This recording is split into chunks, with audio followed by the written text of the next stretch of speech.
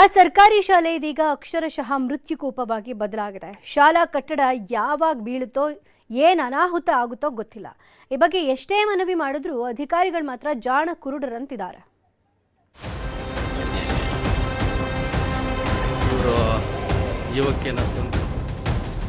ಆ ಸರ್ಕಾರ ಶಾಲೆ ಪರಿಸ್ಥಿತಿ ಏನಾಗಿದೆ ಅಂದ್ರೆ ಅವರ ಏನು ನೆಗ್ಲಿಜೆನ್ಸ್ ಇದೆ ಇದುವರೆಗೂ ಕೂಡ ಅದು ಮಾಡಿಲ್ಲ. ಗೋಡೆ ಎಲ್ಲ ಫುಲ್ಲು ಬಿರುಕು ಬಂದಿದೆ.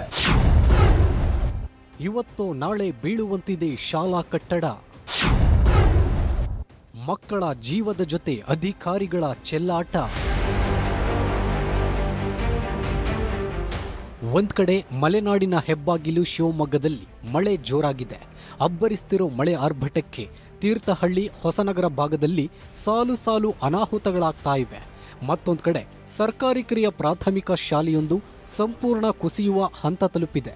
ಜನನಾಯಕರು ಸರ್ಕಾರಿ ಶಾಲೆ ಉಳಿಸಿ ಬೆಳೆಸಿ ಅಂತ ಉದ್ದುದ್ದ ಭಾಷಣ ಬಿಗಿತಾರೆ. ಆದರೆ ರಾಜ್ಯದಲ್ಲಿ ಅದೆಷ್ಟೋ ಸರ್ಕಾರಿ ಶಾಲೆಗಳು ಅಧೋಗತಿಗೆ ತಲುಪಿವೆ. ಅದರ ಸಾಲಿಗೆ ನಾಲೂರು ಗ್ರಾಮ ಪಂಚಾಯಿತಿ ವ್ಯಾಪ್ತಿಯ ತೆಮ್ಮೆಮನೆ ಸರ್ಕಾರಿ ಶಾಲೆಯೂ ಸೇರಿದೆ.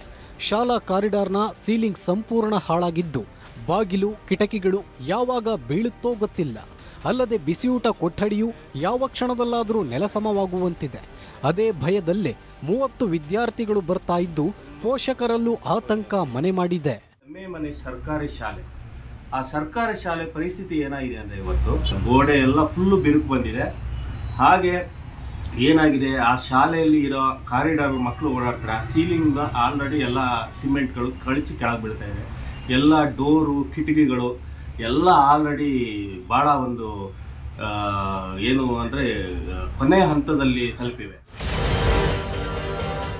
ಈ ಶಿಥಿಲ ಕಟ್ಟಡ ಕೆಡವಿ ಹೊಸ ಕಟ್ಟಡ ನಿರ್ಮಿಸಿಕೊಡಿ ಅಂತ ಗ್ರಾಮಸ್ಥರು 2022ರಲ್ಲೇ ಪತ್ರ ಬರೆದು ಮನವಿ ಮಾಡಿಕೊಂಡಿದ್ರು.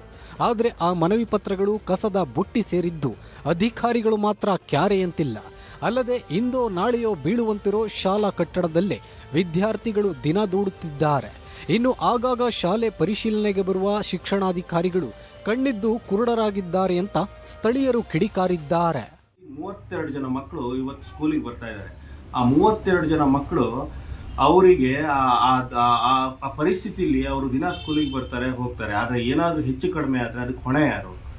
ಇವಾಗ ಏನಾಗಿದೆ ಅಂದರೆ ಆ ಸ್ಕೂಲಲ್ಲಿ ಏನು ಆ ಗೋಡೆ ಬಿರುಕು ಬಿಟ್ಟಿದೆ, ಅದು ಏನಾದ್ರು ಅಪಾಯಕಾರಿಯಾಗಿ ಈ ಕಡೆ ಪಕ್ಕದ ಗೋಡೆಗೆ ಬಿದ್ದರೆ ಅಥವಾ ಮಕ್ಕಳುಗಳೆಲ್ಲರಲ್ಲಿ ಕೆಳಗಡೆ ಇದ್ದರೆ ಅದು ದೊಡ್ಡ ಅನಾಹುತ ಆಗುತ್ತೆ. ಶಿಕ್ಷಣಾಧಿಕಾರಿಗಳು ಇದರಲ್ಲಿ ಭಾಳ ಒಂದು ನೆಗ್ಲಿಜೆನ್ಸಿ ತೋರಿದ್ದಾರೆ ಅಂತ ಹೇಳಬೇಕು. ಒಟ್ನಲ್ಲಿ ಜನಪ್ರತಿನಿಧಿಗಳ ದಿವ್ಯ ನಿರ್ಲಕ್ಷ್ಯ ಮುಗ್ಧ ಮಕ್ಕಳ ಜೀವಕ್ಕೆ ಕುತ್ತಾಗದಿರಲಿ. ಅಲ್ಲದೆ ದುರಂತ ಸಂಭವಿಸುವ ಮುನ್ನ ಅಧಿಕಾರಿಗಳು ಪರ್ಯಾಯ ವ್ಯವಸ್ಥೆ ಮಾಡಲಿ ಎನ್ನುವುದು ಸ್ಥಳೀಯರ ಆಗ್ರಹ.